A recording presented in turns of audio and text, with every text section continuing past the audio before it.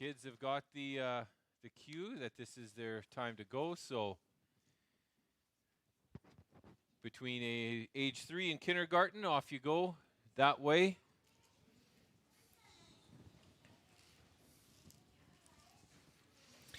For the rest of you, please turn to 2 Samuel chapter 2.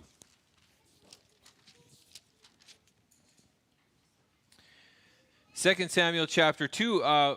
It's a lengthy chapter, so we're not going to read the whole thing, but I do want to read the first 11 verses that sets our context not only for today in chapter 2, but it sets up the events that will follow in chapters 3, 4, and 5 as well. So let's read 2 Samuel chapter 2, 1 to 11. After this, David inquired of the Lord, "Shall I go up into any of the cities of Judah?" And the Lord said to him, "Go up." David said, "To which shall I go up?" And he said, "To Hebron." So David went up there, and his 2 wives also, Ahinoam of Jezreel, and Abigail, the widow of Nabal, of Carmel. And David brought up his men who were with him, every one with his household, and they lived in the towns of Hebron. And the men of Judah came, and there they anointed David king over the house of Judah. When they told David it was the men of Jabesh-Gilead who buried Saul, David sent messengers to the men of Jabesh-Gilead and said to them, "May you be blessed by the Lord, because you showed this loyalty to Saul your lord and buried him. Now may the Lord show steadfast love and faithfulness to you, and I will do good to you because you have done this thing. Now therefore let your hands be strong and be valiant, for Saul your lord is dead, and the house of Judah has anointed me king over them." But Abner, the son of Ner, commander of Saul's army, took Ishbosheth, the son of Saul, and brought him over to Mahanaim, and he made him king over Gilead and the Asherites and Jezreel and Ephraim and Benjamin and all Israel. Ishbosheth, Saul's son, was 40 years old when he began to reign over Israel, and he reigned for 2 years. But the house of Judah followed David, and the time that David was king in Hebron over the house of Judah was 7 years and 6 months. Let's pray. Father, as we approach this passage, we are once again asking for you to send your Holy Spirit in a special way to illuminate this passage of Scripture in such a way that you mold us and shape us into the image of Jesus Christ, our Savior. Amen. So this is, as I mentioned, a lengthy chapter, and there's a lot going on in it. So let me just briefly summarize it for you before we begin walking through the various happenings. So at the beginning of the chapter, as we just read, David, who we know is the Lord's anointed, is acknowledged king over Judah in Hebron. Now, you'll remember from Sunday school that there are 12 tribes of Judah, or of Israel, and Judah is one of them. So there's a bunch of other tribes to deal with as David seeks to claim the kingship. His first order of royal business here in this chapter, which we won't deal with specifically, was to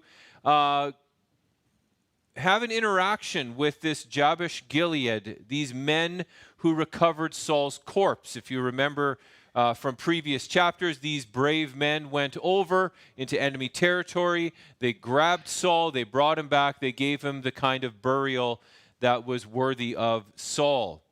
And this was a good, albeit small, start to David's reign. But matters outside of Hebron are far from straightforward.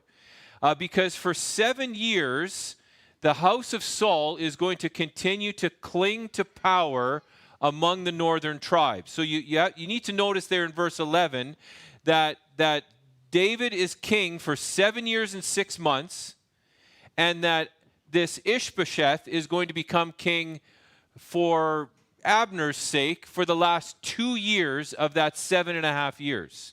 So these things don't happen the next day after chapter 1. These things happened, kind of 5 years, 6 years, 7 years later. And Abner is going to install one of Saul's sons with a base across the Jordan River. So not in the land of Israel proper, but across the Jordan in the Transjordan River for strategic reasons. The second part of this chapter that we didn't read, from verse 12 to 32, records the initial tensions between the north and south. How these tensions erupt into open conflict and warfare. And the hostility between these opposing regimes is going to play out in the rivalry between the two army commanders who lead them. On the one side, on the north side, you're going to see Abner, who was Saul's commander and a nephew or cousin of Saul. And in the south, you're going to see Joab, the leader of David's armies. And in the course of an encounter at Gibeon, right at the very beginning there in verses 12 and following, you're going to have a fight that solves nothing. Then you're going to see Abner kill Joab's brother Asahel. And then that's going to generate further tensions when Joab and his other brother are going to chase Abner around. And you're not going to see this getting solved for a number of chapters yet.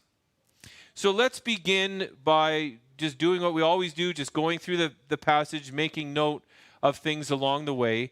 And the first thing that I want for us to take a look at in verses 1 to 11 is, once again, the positive example of David, the quality of David's character in his willingness to submit himself to God, deal with opposition, and wait for God's timing to work itself out. And this is how we see his character in those three areas play out over these 11 verses. The first sort of problem or issue for David to deal with is what are the immediate next steps that he is supposed to engage in now that Saul is dead. And what we see him doing first, before anything else, before he moves anywhere, before he goes anywhere, before he does anything, is he seeks God's guidance. What do I do next? We're not told how this guidance came to him. In verses 1 to 3, all we're told is that he sought the Lord's guidance. Now, we know from previous chapters, previous ways in which David has done this, it usually involved the high priest. It involved Abiathar, and specifically, in at least one case, it involved his breastplate, the Urim and the Thummim, the two stones that provided guidance for yes and no questions for the king. And in other words, what David was doing was he knew what the law was telling him to do. He knew how to find guidance from God, and he was obedient. And he sought the guidance of God to a very simple question. Should I go up to Judah? Is it time for me now to become king over all of Israel? Now, you would think, given David's situation, that he wouldn't need to ask the question, right? You would think that the answer to this question he probably could have answered himself. Of course I should go up to Judah. I'm the king, after all. I'm anointed by God. David had been anointed since he was a teenager. He knew, now roughly he's about 30 years old. He's known for about 12 years that he was the king over the Israel. And the only obstacle to him becoming the king was Saul. And now Saul is dead. So, of course, it's time for me to go up to Judah. But he doesn't want to presume that he knows the next steps. Even though I'm sure he thought what he should do, he still goes and says, Lord, what am I supposed to do? I know I'm supposed to be king, but I do not want to presume on your providence. That's one of the lessons we've learned from David. When David presumes on God's providence, thinks that he can do things on his own, he always ends up getting himself into trouble. But when he stops and seeks God's guidance as to the next course of action, find out when and where he should go, David usually ends up doing the right thing. Calvin makes this comment on this passage. He says, because although he was on the way, he still knew he could err seriously if God did not guide him. So for David, I'm sure he was thinking, the path is clear now. It's all open for me. But David recognized if God didn't guide him, if God didn't direct him, if God didn't watch over his steps, there would always be the real possibility that he could err in direction or err in timing. So God does tell him, it's time to go up to Judah. But David asks a follow-up question. Okay, I'm supposed to go up to Judah. Judah's a relatively big place. There's lots of cities. Where do I go? Where do I go? To which city do I go? Now, presumably, David was thinking Jerusalem, right? Makes sense. I'm going to go to Jerusalem, big city, right? It's God's city. It's the place where the king rules. I'm going to Jerusalem. But God says, no, I want you to go somewhere else. I've got other ideas. I want you to go to Hebron. And Hebron is about 25, 30 kilometers kind of southwest of Jerusalem. And Hebron is a nothing town. It's a small town. It's an insignificant, out-of-the-way place. It's not a booming metropolis in any way, shape, or form. It's not at the center of Israel's anything, their economy, their culture, travel, nothing like that. It's in the boonies. And yet God says to David, I want you to go there, not Jerusalem. I want you to go to Hebron. Jerusalem isn't on the map yet. Jerusalem is coming for David, but it's not there yet. Chapters 5 and 6, we got to wait for a lot of stuff to happen before now and then, when David is going to finally come into Jerusalem and establish his kingdom over all of Israel. But for now, Jerusalem has to wait. For now, it's Hebron.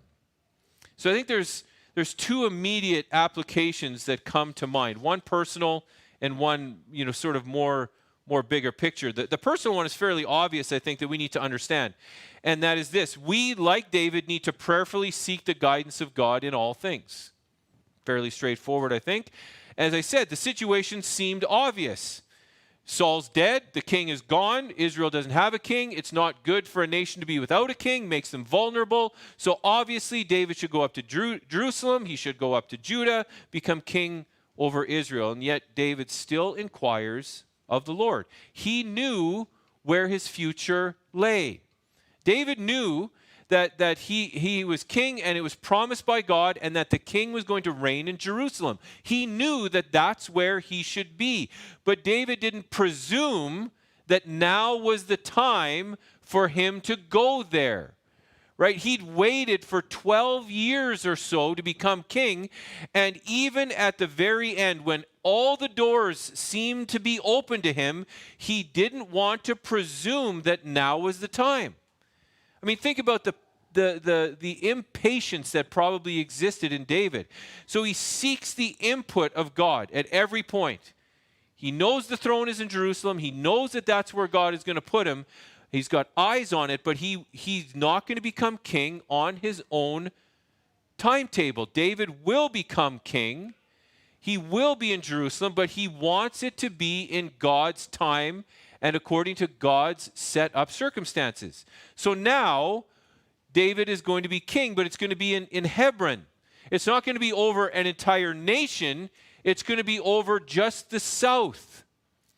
Now, for us as believers, we don't have the Urim and the Thummim available to us. We do not have an earthly high priest available who wears the breastplate that we can go to and ask these yes or no questions. But God has said that we can know his will. We can know it through two ordained means. And what I mean by that is God has said that there are two ways in which you can discover what you should do in any given situation. And these are ways that I, as the Lord, have put down for you. His word and prayer. His word and prayer. Those are two things. Now, when I say prayer, especially in our context, we can get all squirrely with that. So hold off on that one. But Scripture is very clear. God's word is a lamp unto our feet and a light unto our path. You want to know what God wants you to do in any given circumstance? You go to God's word. And it will shine the light on what you should be doing in any given circumstances. It tells us how we should act, what attitudes we should desire, and what choices are right, and which ones are going to violate God's character. So when God brings us his word, his desire is to create a character in which our will is going to mold to his will. And then God says, if you lack wisdom, ask for it, seek it, pray for it, and he will give it to you in abundance. So God shapes our character through his word. We go to his word, it consumes us, it becomes part of our thinking, we meditate on it, it shapes us and molds us. But then we have these situations in life which are not answered by God's word. Well, there we need wisdom. It's like, Lord, I know from your word that these are the principles that you've laid down. This is the kind of character I should be seeking. This is the kind of witness I should be pursuing in the world. This is who I should be in any given context. So what I want to do is make the decision that best reflects the glory of your name. I want to pursue your name in this. And so then we pray and say, Lord, I need wisdom so that I can be attentive to my motivations, so that I can be attentive to my desire, so that I can be attentive to the sin that takes root, that drives my motivations and my attitudes far more than I would like it to be.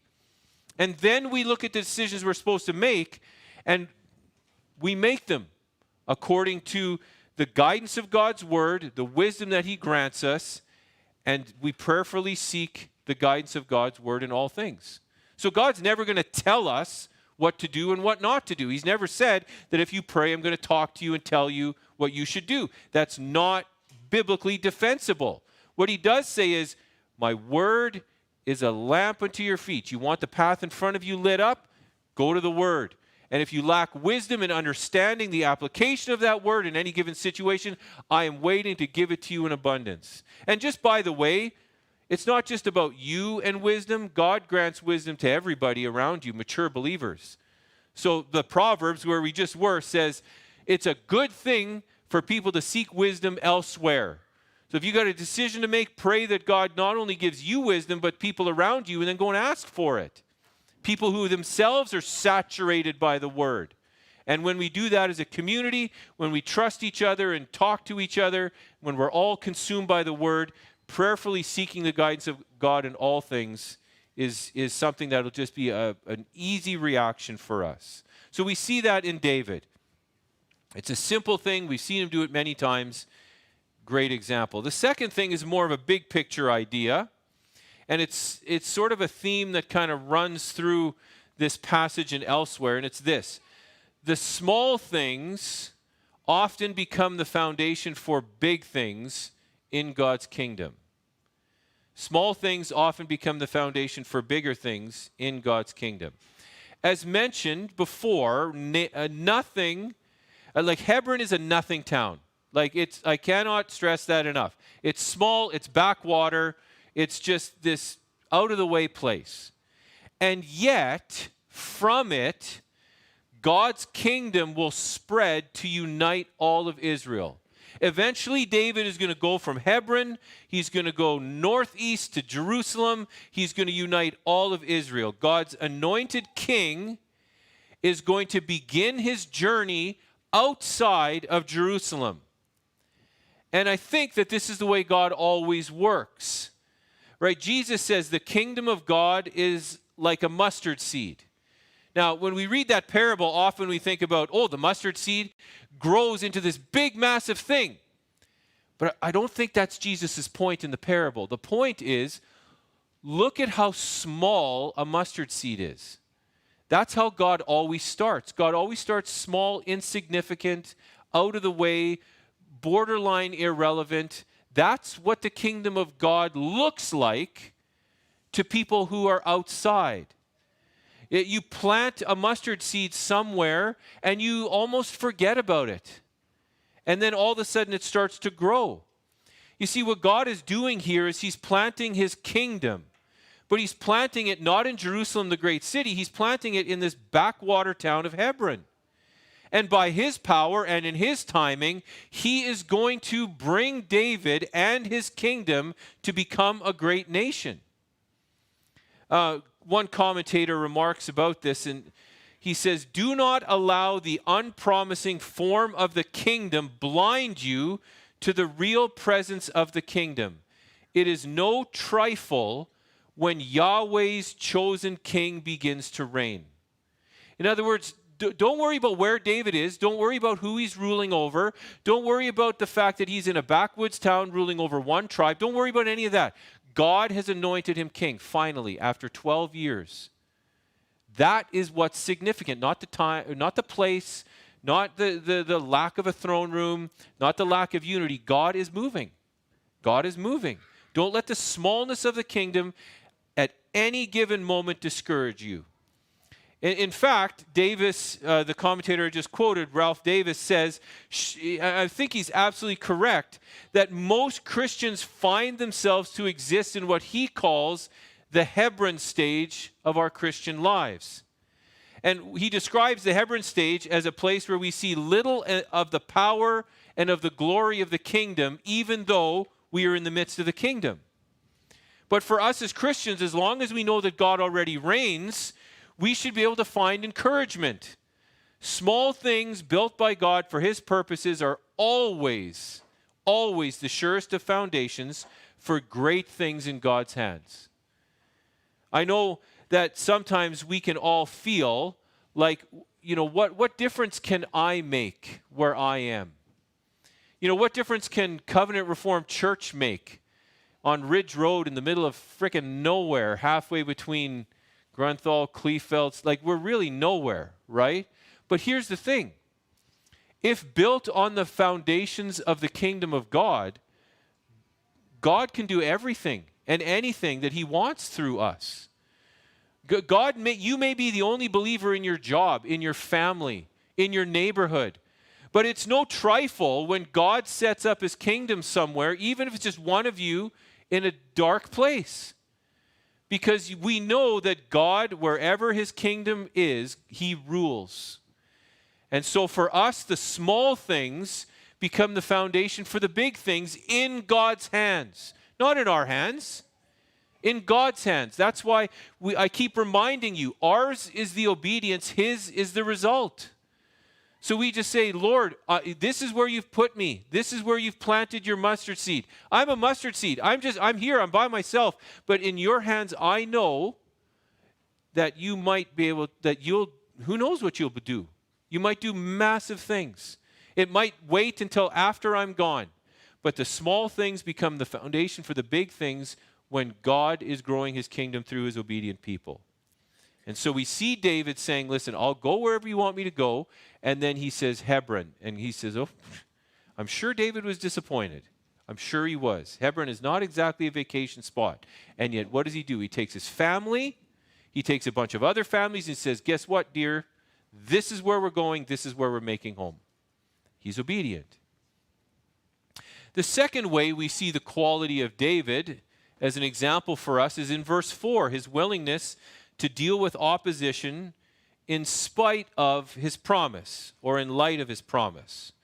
So we're told in verse 4 that David was anointed king over the house of Judah. However, as we read in the rest of the passage we read this morning, the political situation is very complicated. Saul's supporters remain very active in the north, and prominent among them, we're told, is Abner, the son of Ner, commander of Saul's army, and we know from 1 Samuel 14 that he was also Saul's cousin. He's a powerful figure here who, in a very real way, acts as a kingmaker. We're told in verse 8 that Abner, commander of Saul's army, sets up another king, a king over the rest of Israel. So David is the king in Hebron, and Abner, after 5 years of David reigning in Hebron, finally sets up Ishbosheth, the son of Saul, who himself was 40 years old. And so you get this impression by the wording. We're told he took Saul's son across the Jordan. And just the whole wording of the way in which this story lays itself out is that it's almost like he grabbed Ishbosheth and dragged him over and said, you're going to be the king. And you get the impression, and I know we have to kind of think about this kind of outside the text. You get this impression that Abner was doing the best he possibly could to unite the kingdom outside of Judah under his banner. but it wasn't working. So finally, after 4 to 5 years, he gets frustrated. He gets upset with where things are. And he says, you know what, Ishbosheth, you're Saul's son. You can claim that lineage to the dead king. So I'm setting you up as a puppet king. You're going to be the king that people are going to rally around because they're not really rallying around me. And so here we have Ishbosheth, anointed king at a town on the other side of the Jordan, outside of David's reach, outside of the Philistines' reach. So David had spent 12 years on the run from Saul, holding on to the promise that one day he would be king. And then he becomes king, and now he waits for 5 years for the entire nation to unite.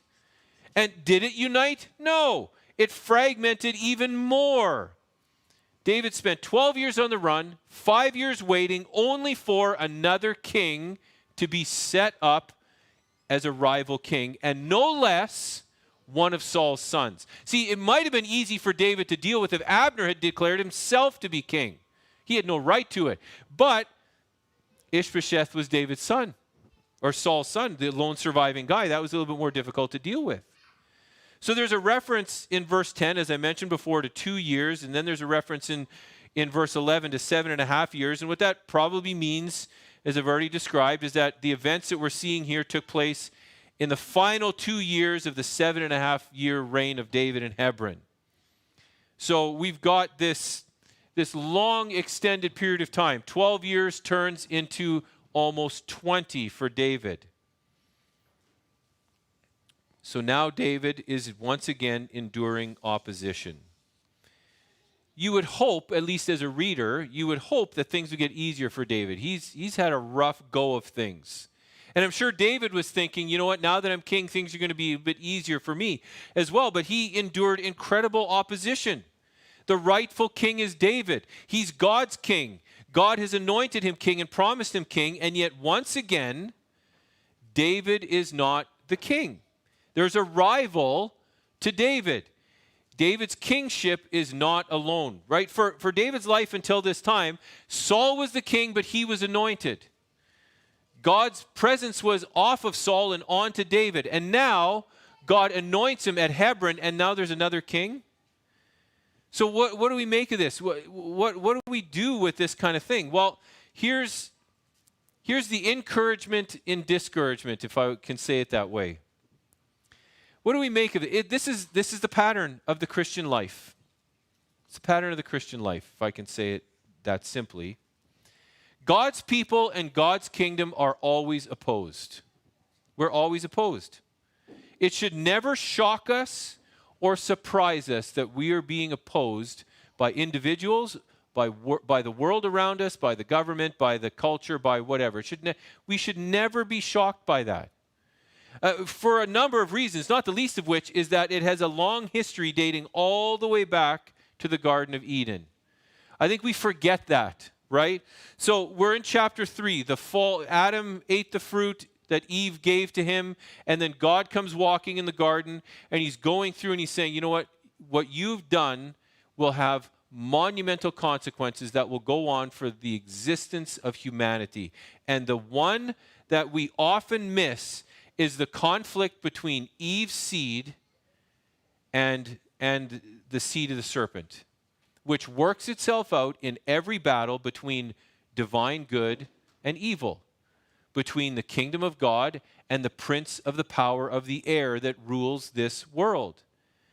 We are told all the way back in chapter 3 that the seeds were going to be opposed to each other, that there was always going to be enmity between the seed of the woman and the seed of the serpent.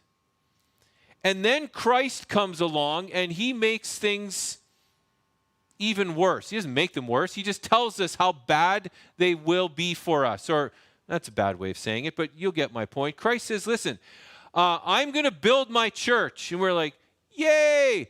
Where are you going to build it? Right at the precipice of the gates of hell. Really?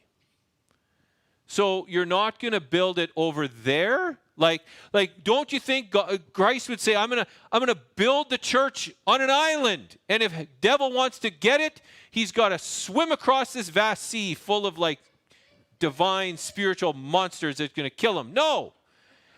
You'd think that he would say, listen, I'll build the church in the world, but I'm going to put a dome of sanctified divine protection over top of her. No. He says, I am going to build it right butting up to the gates of hell. And then he says, but the gates of hell will never prevail. So he says, the church is always going to be smack in the middle of enemy territory. Always. Always. Everyone is going to oppose you. You're either for God or you're against God, which just, it boggles my mind that Christians just don't understand this. We don't live in a Christian world, a Christian culture. We don't serve a Christian government. Everything that is not for us is against us. And God promised it in the garden. He confirmed it with Jesus in the church. And there will always be opposition. Always. If you stand for the King of Kings and the Lord of Lords, you stand against every other king who would desire his place in this world. So why are we shocked by opposition? There will always be opposition to the church. God's kingdom is planted in a world where there's hostility and opposition. There are counterclaims to divinity. There are idols that claim to be gods but are no God. And because of this, it is so important that we choose this day whom we will serve. You see, the kingdoms are not far away from each other.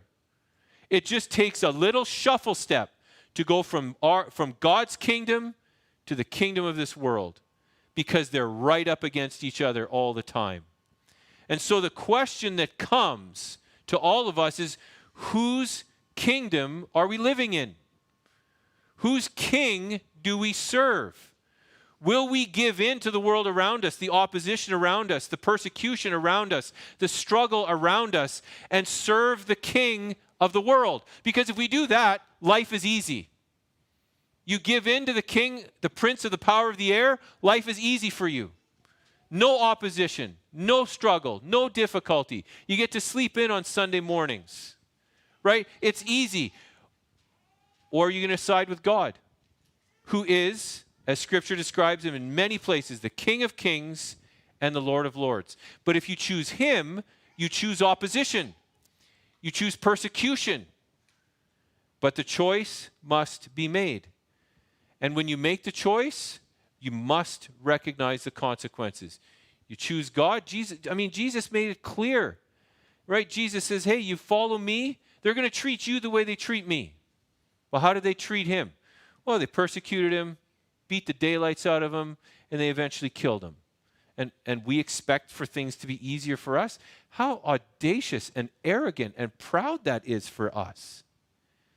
So David's situation reminds us that it's the case for every believer. You side with God, you invite opposition. Third way we see the quality of David is in his patience to wait out God's timing and to wait out this opposition.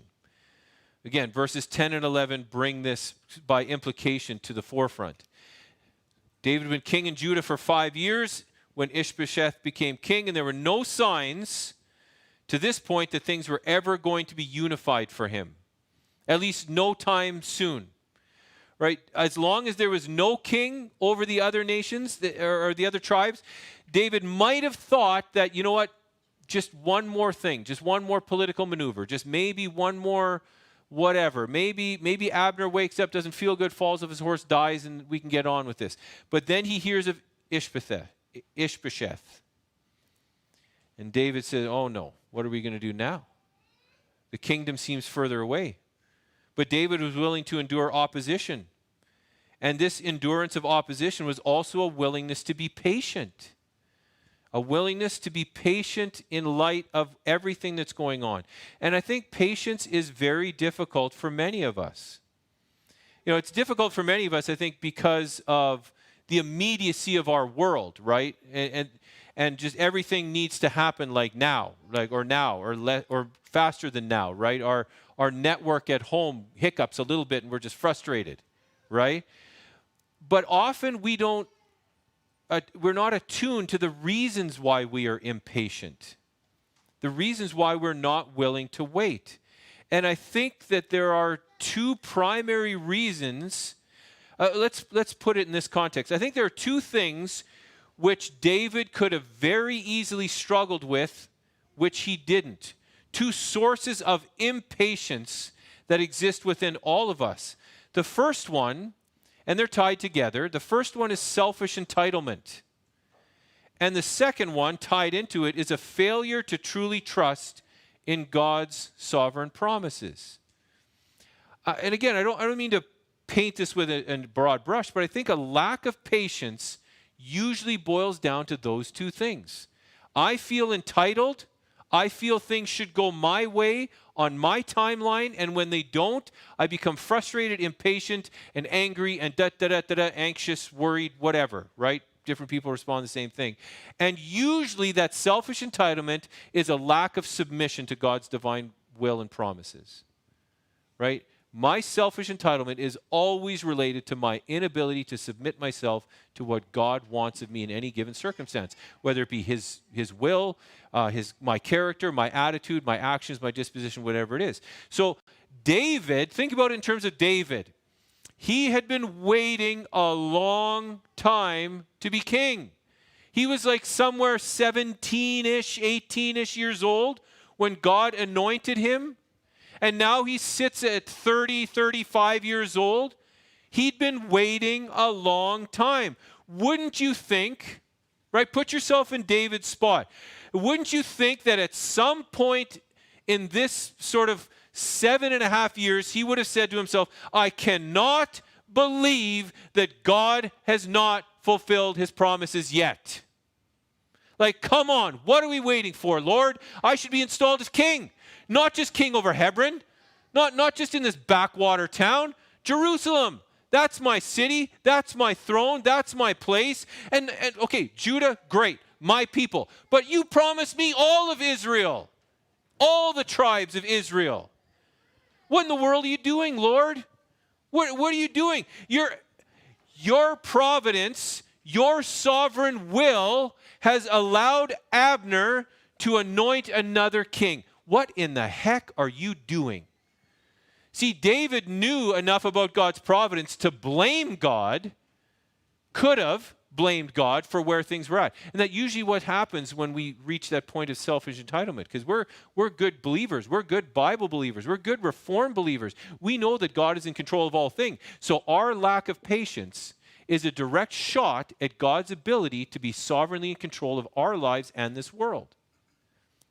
It would have been very easy for David to believe that it was his right to become king, and that it should happen right now. See how easy David could have slipped into that, right? God plucked David from a sheep pen and said, you're my king, grace. But how easy would it have been for David to say, okay, I am the rightful king, and turn the promise, the grace, into a demand. But he didn't do it. It would have been very easy for him to say it needs to happen right now. I've got a plan. I see the route of the way things should go. I want it to go that way. And yet David doesn't do it. He's willing to serve. He's willing to wait. Even after 12 years, even after the death of Saul, he was willing to be patient. Patience is tough. That's why Scripture calls it a fruit of the Spirit. Patience is not natural to us as human beings. Patience is not natural to sinful human beings. It has to come from God. The patience comes only as we grow in our knowledge of ourselves as redeemed sinners, as we grow in our confidence in God's sovereignty and His promises, and as we grow in our willingness to submit ourselves to God's purposes at all points. And that's why I think David's patience is directly tied to his attitude in verse 1. He wanted to do what God wanted. That's it. Full stop. He wanted to do what God wanted, when God wanted to do it, and he didn't want to overstep his bounds. And he demonstrated that he was willing to do what God wanted as he acted in obedience. In other words, his patience was found in submission to God, as all patience is. So a wonderful example of David in these three ways. Verses 12 to 32 take us through four events over the course of a great stretch of geography. These verses describe for us a period of hostility between two kings. David and Hebron ruling over Judah, and Ishbosheth set up by Abner, Saul's military commander over the rest of Israel. The full length of this conflict is going to take us until the end of chapter 4. And so we see that in the final years of Ishbosheth's reign in the north, we're told right away, verses 12, 13, that Abner decides that he is going to cross the Jordan River and go south to Gibeon. This is a journey of about 80 kilometers, depending on which route you take. The direct route would be about 80 kilometers. We're not told why he made this move, why he did it at this time. He might just be deciding as simply to go and attack David's stronghold in Hebron.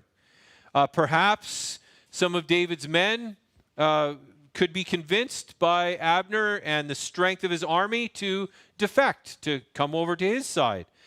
Perhaps Abner was thinking, you know what, eventually we're going to have an open conflict here, so we need to set up a military presence on the other side of the Jordan. Perhaps he was getting frustrated with this stalemate, right? So you can think that David might have been getting frustrated himself, but Abner probably was as ready. But for whatever reason, we do know that in this entire conflict, Abner is the aggressor.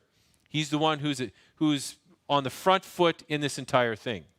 So somehow, Joab, who is the son of David's sister, hears that Abner is headed their way. And so he gets an army together and leaves David's men out to confront him. Now, they had about half the distance to cover. They didn't have to cross the river. They didn't have to go through that desolate sort of mountainous area. And so they get to Gibeon, and you get this impression that Joab is there and he's waiting. In verses 12 to 17, he's waiting for him. And this first interaction that happens around a pool of water. So when you think about a pool, don't think about a well. Think about something much bigger than that, a natural pool probably created for a town to get their fresh water from, something like that. And you've got one man, you've got Abner on one side, and you've got Joab and his men and his army on the other side, and you've got this standoff. Now, what's interesting about this text, and I'm not at all a Hebrew scholar, but what's interesting about the text is the sort of flavor you get in the original from this. And please don't take more of that than what there is. That you get this sense that in this context, nobody really wants to fight. There's tension here, obviously. I mean, anytime you get two armies, two generals across the way from each other, there's going to be trouble. But they refer to each other later on. They recognize, verses 26 and 27, that they're all brothers, right? So they recognize the two armies throughout the whole conflict, that we are brothers. Like, we're not nation against nation. This is a civil conflict at any level. And you get this sense that nobody wants a civil war. Nobody wants a conflict, but something needed to be done. And so, I mean, Abner has this idea. We've got two armies under different banners. Nobody really wants open war. Nobody wants this open conflict. So we got to figure out something to do here to settle this so that we can avoid an open civil war and yet still crown a victor. And so Abner comes up with this idea that we should have a competition. Now, again, not a Hebrew scholar, but the word here used for competition is typically a word that you would have associated with artistic expression. Like you almost get the impression that Abner was thinking what we should do is we should have a little bit of an American Idol type of competition, maybe a dance recital or some sort of karaoke or some sort of drama going on. Like you don't get the impression that it's the same. Like, remember with Goliath and David, right? Goliath would come down and say, you know what? Come fight me, right? And the idea was, if you win, then your army wins. If I win, my army wins. You don't get that impression here that there's violence implied in the conflict. But you do get violence out of this conflict. So 12 men from either side decide that they're going to compete in this competition. And, when you think about it, it's what happens when you put 12 really aggressive armed men against 12 really aggressive armed men. You're going to get this, right? Whatever the competition involved, it ended up with all 24 of the warriors dead. And somehow, miraculously, each one kills the other one simultaneously. So they sort of stab each other at the same time, and then they both die. And the text is very clear on that, which seems to emphasize the futility of what's happening here. So the result of this is obviously nothing is solved. The possibility of a peaceful end to this by having 12 go against 12 just is destroyed as all 24 die. And what you're led with then is to the second of the interactions. Both sides are going to be engaged in all-out warfare against each other. But the second of these interactions focuses very specifically on Abner and Joab's brother Asahel. So Abner takes off running. He's going through Benjamite territory, verses 18 to 23. Ishbosheth's men, you get the impression that they are spooked by what happens, and for whatever reason, they more than likely had the larger army. They were in trouble, and so they take off. And Abner begins to head off home, and he's pursued. The implication is by Joab, Joab's brother Abishai, and Joab's brother Asahel. Now, Asahel was the youngest of the three, and we're told that he was in our terminology, he was a high-level marathon runner. Like, the guy, we're told, is swift like a gazelle. He could run, and he was relentless in his pursuit. And so Abner, every time he turns a corner, every time he climbs a hill, he looks back, and there's Asahel gaining on him all the time. The guy is he's just running and running and running. And Abner finally calls out to him and says, listen, I don't want to kill you. I don't want to kill you. I know how this is going to end. All right, Abner, the assumption here is that Abner is a grizzled veteran. Asahel, he's just a skinny guy that can run. And Abner knows if we come toe-to-toe, you're done. He says, I don't want to kill you. If you want revenge, go and pick off somebody on the outskirts of my army, take his stuff, and just leave. You'll get your blood, you'll get your stuff, off you go. But Asahel doesn't want that. And so Asahel doesn't listen. He continues to pursue. He continues to come. And so Abner is confronted finally with fighting the young brother of Joab. And in the fight, we have some interesting details.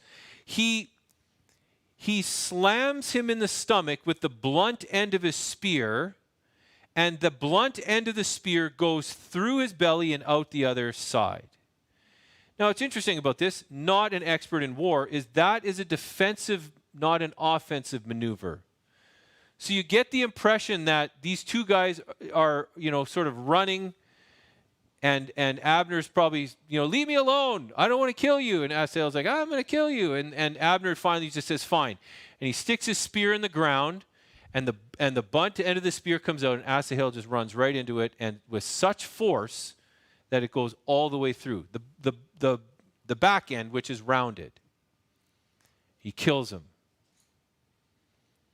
That leads to our third incident, verses 24 to 28.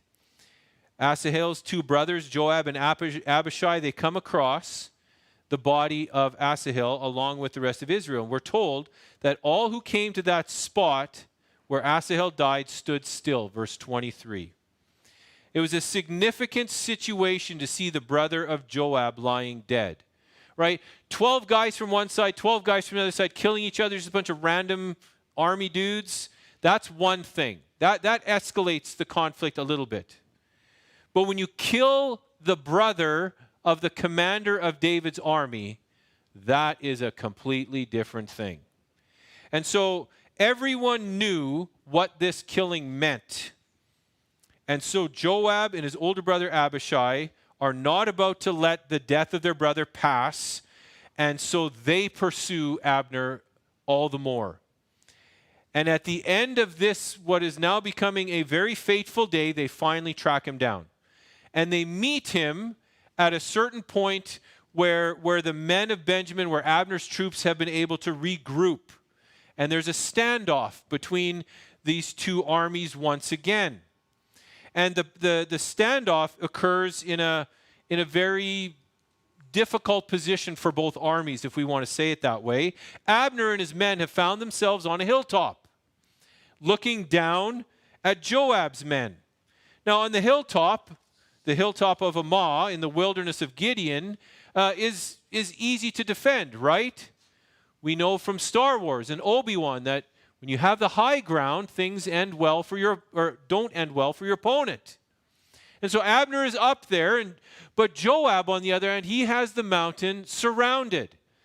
So if Joab goes up, Abner can rapidly and fairly easily defeat them. But here's the problem. Abner probably doesn't have a lot of supplies. He probably doesn't have a lot of time. And so if Abner wants to come down, Joab can just wait for him.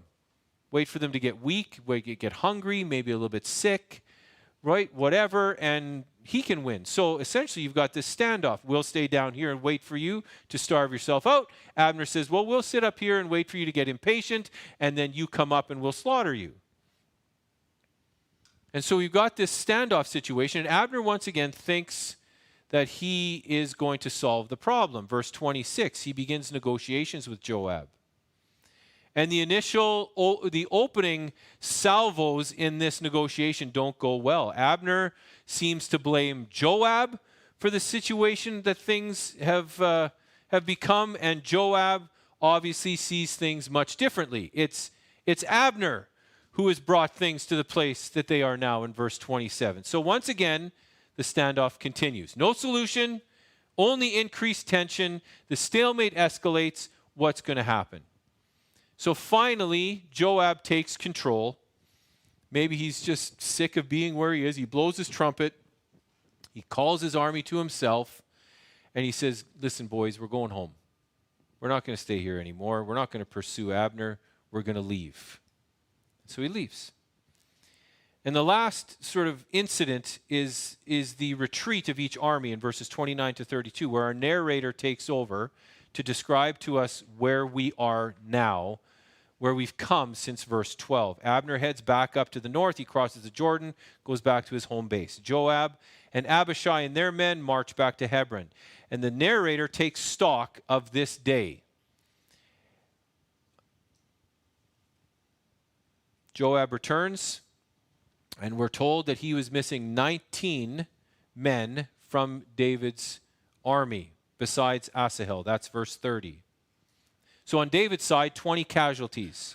So if that includes the 12 at the beginning of the day, the 12 lost in the battle, the ensuing conflict, the running, etc., had cost just 7 more lives, plus the lives of Asahel, 20 lives. But Abner, in verse 31, we're told, not so fortunate. We're told there, but the servants of David had struck down of Benjamin 360 of Abner's men. My math isn't very good, but for every man on David's side who had fallen, there had been 18 on Abner's side. So where did this all leave us? Where does this situation leave us? As the account draws to a close, our attention is drawn again to the death that kind of stands at the center of this narrative. Verse 32, very beginning. And they took up Asahel and buried him in the tomb of his father, which was at Bethlehem. Bethlehem was approximately midway on the journey back from Gideon to Hebron. And it's an important city, not for the least of reasons that it was David's hometown, but we also know that the Abraham was buried there, Sarah was buried there, etc., etc. This is a significant place. And so we're reminded of the significance of Bethlehem to God's purposes. The family connection between Asahel and David. What trouble would yet flow from this unnecessary death? The answer we await is in the next 2 chapters. So what do we do with Abner here? Abner's the main character. He's the aggressor. He's the reason for the conflict around the pool. He's the reason for the dangerous conflict on the hilltop. And he is going to be the reason, we're going to see in the next chapter, why there's going to be open war in Israel. Why would he do this? Why would Abner so openly and brazenly oppose David and David's commander? Why does Abner openly oppose God's anointed? Well, it's for the same reason that anyone does. For the same reason why you and I rebel against God's anointed from time to time. It's because we desire to rule ourselves. In direct contrast to David's example in submitting his own will to God, Abner desires self-rule. He does not want to submit to God. He wants to rule himself in his own ways. He wants his own king. And so there are 2 immediate ways in which we see this working out. First of all, he was willing to reject God's word in order to pursue his own ends. Look at chapter 3, down in verses 9 and 10, and then again in 17 and 18. Abner knows, just 9 and 10 is enough to make our point. Abner says, right, the Lord, well, look at the end of verse 9, right? If I do not accomplish for David what the Lord was sworn to him, to transfer the kingdom from the house of Saul and set up the throne of David over Israel and over Judah from Dan to Beersheba. And Ishbosheth could not answer Abner another word because he feared him. In other words, Abner knew that David was the king. Abner knew that God had given David the kingship. He knew that any resistance to David would be futile. And yet, his selfish desires led him to openly oppose not only David, but God and his clearly articulated will. But we can't criticize Abner too much, because how often do we not do the same? Right? How often do we not do exactly what Abner's doing? We know what God wants of us. We know what his word says. We know how his word should work itself out in our attitudes, our dispositions, our words, our actions. And yet how often do we not do it? Do we know exactly what God wants of us, and instead we shake our fist in rebellion against God, pursuing our own sinful, rebellious desires? This is not what the man or woman of God does. The man or woman of God seeks to patiently, against all opposition, seek the Lord's will and submit to it no matter the cost. But Abner doesn't do that. Abner is unwilling to do all of those things, and he lives in open rebellion against God's anointed, knowing full well where it all will end. So here in this passage, we have 2 examples. Once again, our narrator is giving us opposite examples. It usually was David and Saul. Now it's David and Abner. One is an example of godly obedience and submission.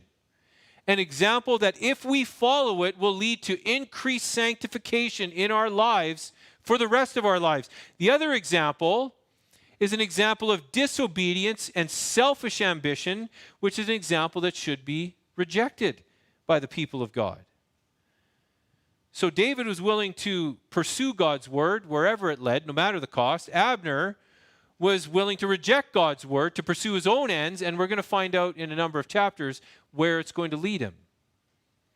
The second immediate way in which we see Abner's desire for self-rule working out is that he was willing to create any conflict that he could among God's people to pursue his ends. Abner's thought was, consequences be damned. I don't care. I want to submit to a king that I set up, and I don't care what it means to the people of God. Abner's selfish ambition had massive consequences for God's people. And we're going to explore them over the next number of chapters. And what we need to observe now, though, is that Abner was willing to thrust all of Israel into conflict simply because he was unwilling to submit to God's word and God's anointed king. Civil war never ends well among God's people.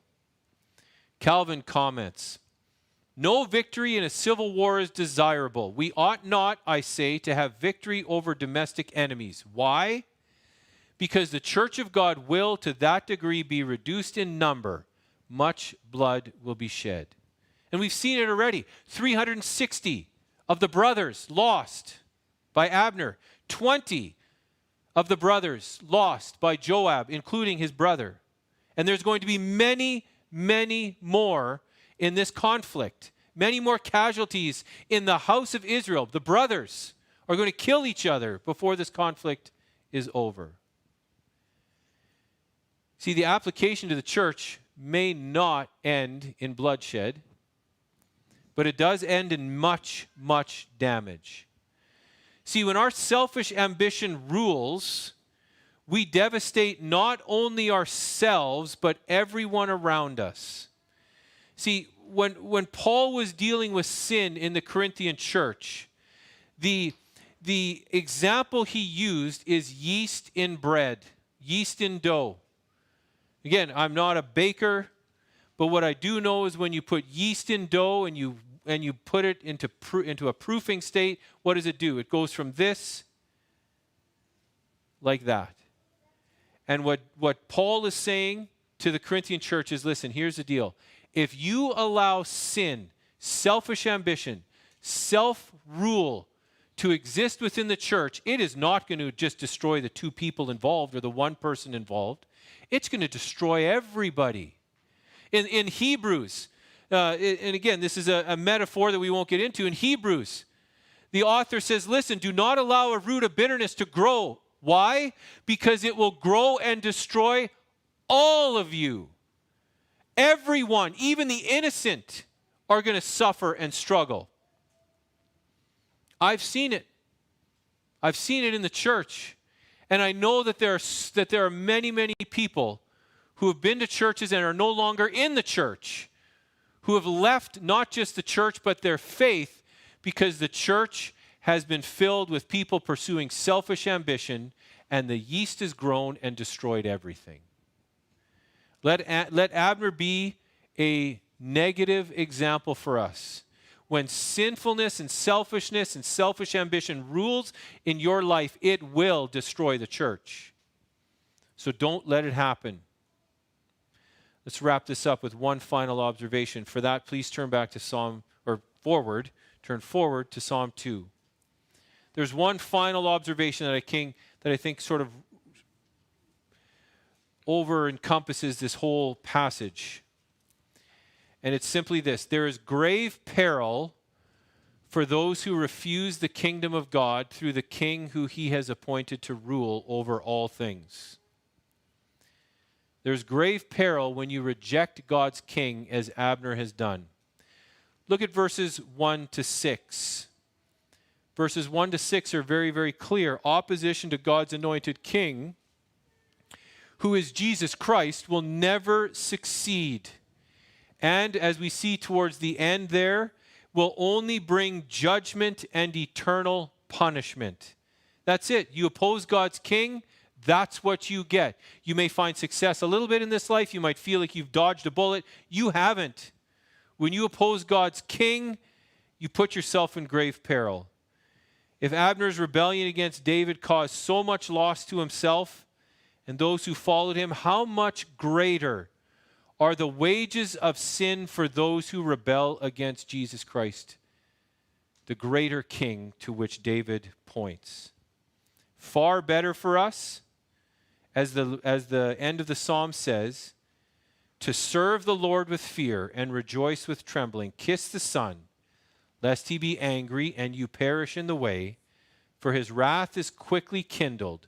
Blessed are all who take refuge in him. God's kingdom will never fail. God's kingdom will never fail, no matter the opposition, no matter what we think of the timing, no matter what we think of how God's providence is working itself out.